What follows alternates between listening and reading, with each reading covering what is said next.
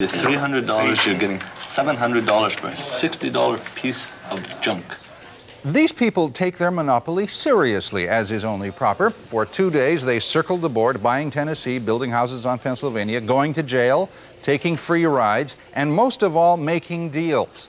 They were trying unsuccessfully to beat this fellow, the man in yellow, David Brooks.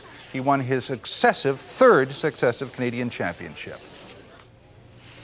Aren't you getting a little old for this? No, I enjoy it each time I play. I don't think I've played Monopoly probably for 20 years. I think people think, you know, that's something you leave up at the cottage. It's getting a little moldy.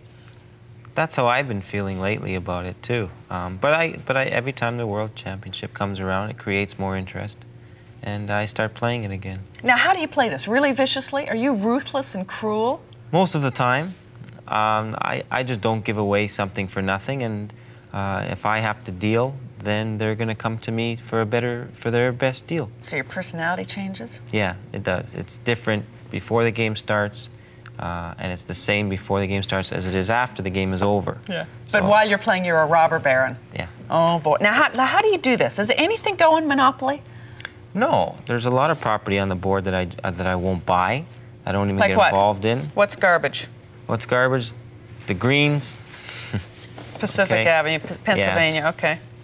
In a short game, or with the minimal amount of money that you start with, you'll never get enough money to properly build them up and win the game with them. Most people get them in trades, and then, you know, they end up with a set. Now, Bill Cameron, who thinks he's the best Monopoly player champion in the world, I think you play him sometime. He swears by what? New York Avenue, Tennessee Avenue, and St. James Place. That's a good Monopoly to have.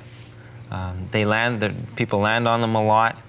And the rent, the houses is not that expensive to build. They're only $100 a piece. So most of the time you have cash to develop them, which is the whole idea. What about Boardwalk and Park Place? Number one. You gotta have that. You gotta have those. With mega hotels, I'd rather houses. have them on my side than worrying about landing on them, because they're the only two properties on the board that with one roll of the dice, someone is out of the game.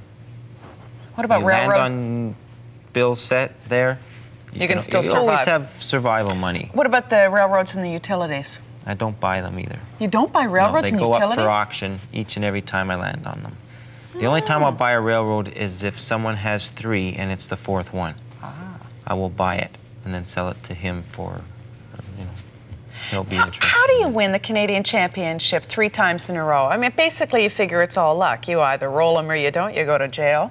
Well, I think the difference between me and the other players is other players will sit and watch 2 people make a deal.